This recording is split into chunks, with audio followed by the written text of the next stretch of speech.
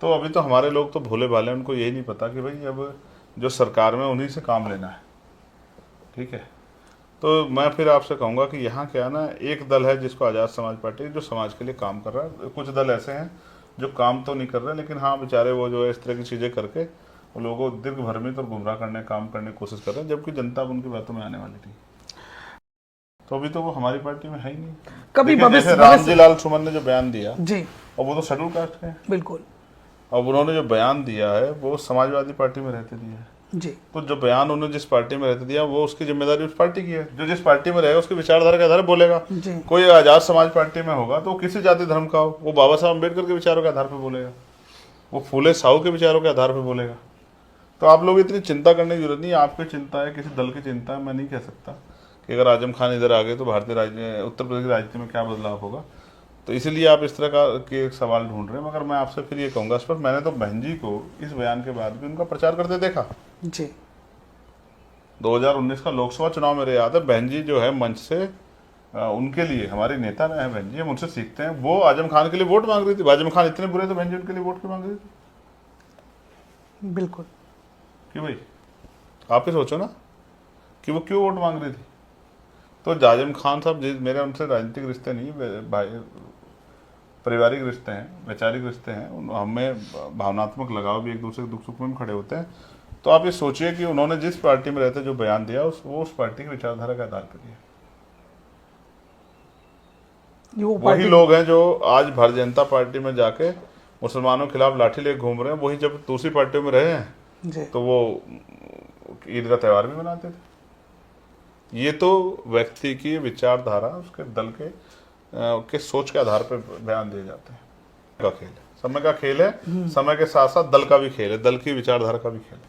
बोध गया में आंदोलन चल रहा है, क्या समझ पा रहे हैं और आपका क्या समझता है? जरूरी आंदोलन है, लगातार मैंने पार्लियामेंट में उठाया वो, और 75 साल में मैं अकेला ऐसा सांसद जिसने पार्लियामेंट में उस एक्ट को रद्द करने की मांग की। और वो जो जगह है बोध गया, जहाँ ये समझिए कि और कोई ऐसी जगह नहीं है दुनिया में भगवान बुद्ध के नाम से जहाँ से जुड़ी हुई चीजें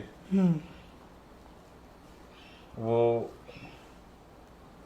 ज्ञान प्राप्ति का कोई और स्थान हो। यही एक स्थान है जहाँ भगवान बुद्ध ने ज्ञान की प्राप्ति की। ठीक है, तो दुनिया में हिस्ट्री में कहीं पढ़ोगे तो यही एक स्थान, इसके बाद दूसरा स्थान निकलेगा।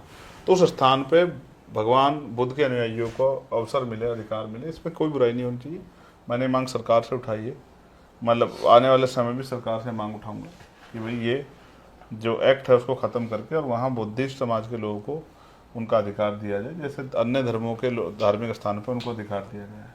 जैसे वक्फ का इशू आया तो सरकार जो एक्ट लाई है उसमें वो नॉन मुस्लिम को भी उसमें रख रही है। तो मैंने पूछा सरकार के लोगों से, मीडिया के माध्यम से भी, और जब मैं बोल रहा तब भी, कि क्या वो जो और धर्म के धार्मिक स्थान है क्या वहाँ मुसलमानों को भी अवसर देगी बोर्ड में? जैसे राम मंदिर का जो बोर्ड है उसमें क्या मुसलमानों को भी अवसर देगी? या जो अन्य और जो मंदिरों के बोर्ड है क्या उनमें मुसलमानों को एंट्री देगी? तो मेरा काम है इस लड़ाई को मंजिल तक पहुंचाना, और उसके लिए जो है लोगों की जो भी समस्याएं हैं बीच में आएंगी उनको भी हम समाधान करते हुए आगे बढ़ेंगे। बिल्कुल होंगे। जब भी किसी के साथ अन्याय होगा, संविधान विरोधी कोई कानून आएगा, हम लोग उसके खिलाफ मुखर आवाज बनकर लड़ेंगे। देखो, मैं स्पष्ट करूं इस बात को समझने के लिए, मैं माननीय काशीराम साहब को अपना नेता मान रहा हूँ। जिस परिस्थिति में उन्होंने बयान दी, वो दल अगर अपनी जो है विचारधारा महापुरुषों के लक्ष्य की तरफ जो बढ़ते कदम थे उनको नहीं छोड़ता, समाज शायद उस दल को नहीं छोड़ता। अगर आप इस पर चर्चा करना चाहते हैं तो मैं इसको वीडियो को ज़्यादा से ज़्यादा लोगों तक पहुंचाएं ताकि लोगों तक पता चल सके कि भाई को बदनाम किया जा रहा है और किस लिए बदनाम किया जा रहा है।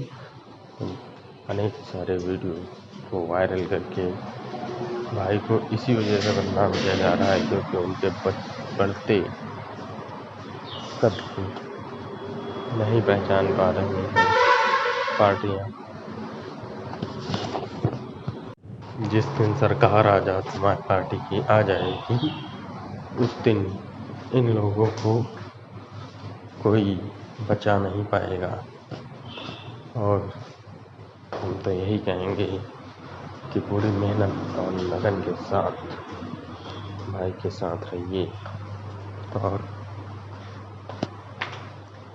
जब भी सफलता मिलेगी, जब भी सरकार आएगी, तो सबका भला होगा।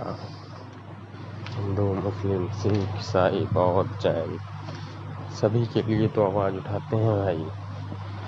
अगर भाई का साथ इस समय आप लोग छोड़ देंगे तो आपका साथ कोई